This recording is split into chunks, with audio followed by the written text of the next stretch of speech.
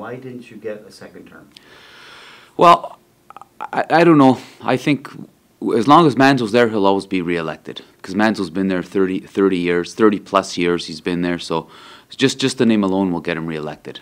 How different is Ward 6 going to be without Frank Manzo, do you think? I think it will be quite a bit different. It's a whole new turning of the leaf, turning of the guard. Oh, yeah. For Ward 6. It'll be, well, Frank's been there for so long, a city figure for so many years, it's going to be okay. It's almost like, okay, we don't have Frank Manzo. What are we going to do now? Exactly. Mm-hmm. How hard is that going to be for you if you get in? Frank Manzo has set the bar so high for customer service and getting back to Yes. people. How hard is that going to be for you to get, if you get back in? I don't think it will be too hard because with technology nowadays, with cell phones and forwarding, what I would do is forward my house number to my cell phone, so you could basically get a hold of me 24/7. Even when I would be traveling, I would do the same thing and just take it on the chin and pay the roaming charges whenever I was in the States and take all the calls. How badly do you want this seat? Oh, I want it really bad. I want to be back. I want to see the city move forward. Why is political office or the municipal level anyway interesting to you? I've always liked it. I think that I could contribute to keep the youth here because our youth are leaving at a large number, whether it's going out west or going down south to school. And the way I look at it is when they go down south to school, they don't seem to come back. They get a taste of the big city and they don't seem to come back. And I know a lot of kids that are down there and are not coming back. But that's not unique to Sault Ste. Marie. I mean, I think most towns of our size in Northern Ontario have that problem where the youth just need to get out, explore their life and see what else is out there. And most chances, either they're going to be really, really successful wherever they land, or they're going to come home. Is that a really big problem, or is that just natural evolution of humans? They just want to see what's out there for them. I think it's natural evolution of humans. They go see what's out there. They on the male end of it, they hook up with a woman in the city that they're going to school, and then, like I says, they don't come back, or they become successful, very successful, whether it be a lawyer, an accountant, doctors, physicians, and then they don't come back. So how do we get them back? I mean, it's easy to say we need jobs. Well, we've needed jobs in the city for 100 years. Yes. And nothing, I mean, there's only so many jobs, right? So how do we get those jobs here? I think we have to welcome business here. Open arms, support them, offer them free taxes, whether it be a $20 an hour job or a $50 an hour job. To me, I don't care. They're jobs. Can't we do that now? I mean, if we're looking for jobs, can't we, and can't councils of the past, and even the council that you're on, could you not put that forward then, saying, let's cut our taxes for the industry coming to the town, or businesses, and make it more attractive? I mean, there's certain things you can, and there's certain things you can't do. Yes. Yes. I think the city should offer either cut taxes, corporate taxes for these companies coming in, because commercial taxes are very expensive. Or offer them, let's say, 5 years free taxes, give them an incentive, give them the property. A small to medium-sized business, saying 50 to 150 people or 200 people, you will recover that money almost instantly on people buying homes, people spending money in the community. And then even once that 5 year is up, just the taxes on that building alone, you'll get it all back within that 1 year. Why haven't we done that before? I don't know. I can't. That's a question I can't answer. When I was there, we were looking at incentives like that. Now, I don't think they've done it yet. The past 4 years, their hands might be tied with the provincial end of it. So that part, I don't really know why they haven't done it.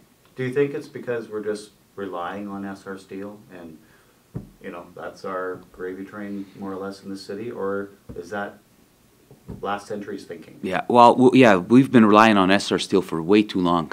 From in the 80s when there was industry that wanted to come here, and talk was all the top brass at Algoma Steel then, oh no, you can't bring any other industry here because you're going to take away from our workers. Right. In the 90s, there was a automotive manufacturing company that wanted to come here.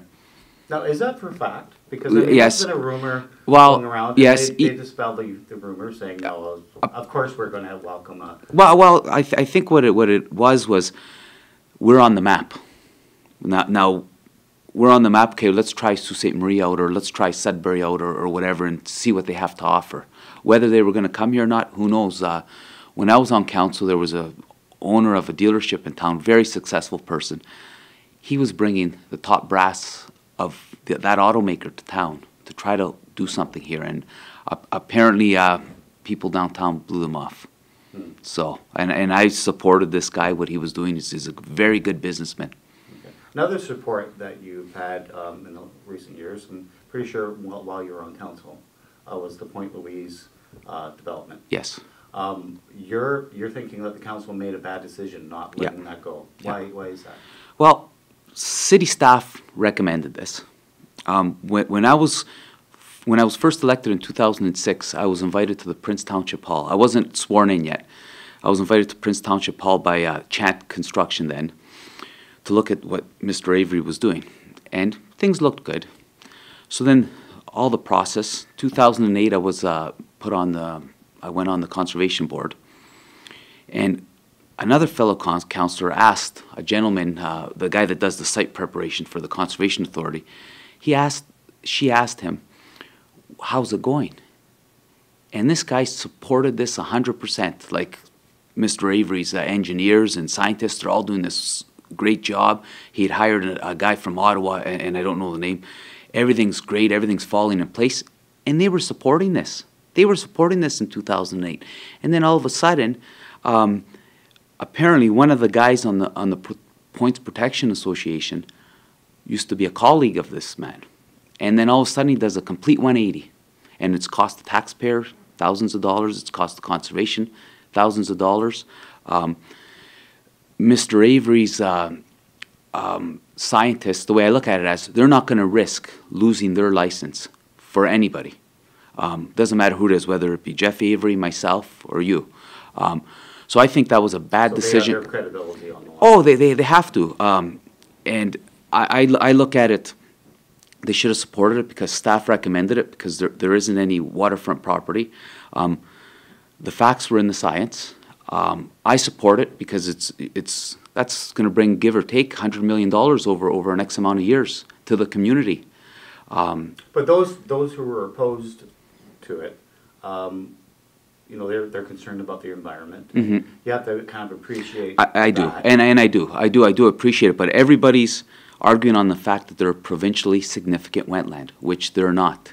But they're very close to. Yeah, the point, I guess the way the point system is, and I don't know how close it is, but it's I wouldn't say it's almost there, but it's close. But it's not provincially significant wetland, and it's. I got a phone call a couple of weeks ago questioning me. Someone faked his name, and he questioned me about it. And I said, well, it's dry right now. My backyard is wetter than it is out there, because I'll go for a bike ride out there, and sometimes we'll walk through the path, my wife and I, and it's pretty dry. Like I said, I'm not a scientist. No one on councils are scientists. These guys did their homework. The planning committee, these guys are professionals. And council, anything that council recommends, whether it was the subdivision on the golf course or the Point Estates, they turned those two projects down because, as far as I'm concerned, they're scared to make decisions. The OMB overturned the one on the east end on the golf course, which you delayed that project a year and a half. Mm-hmm. For what reason? One councillor said, I am going to turn this down, even though I know the OMB is going to vote for him. Like, why are you delaying? This is millions and millions of dollars. It's the gentleman's property, whether it be Mr. Avery or Mr. Ruscio. It's their property. I'm sure they're going to work together with the neighbors to try to give them what they want, like in between, which is what we do in the business. But you're not going to make everybody happy. Is the way I look at it as. But that's two major projects that they turned down. How do you think the OMB decision is going to be? Do you think it's going to be for it? I don't know. It could go either way. The OMB went for Mr. Ruscio, which we all know they were going to go for Mr. Ruscio.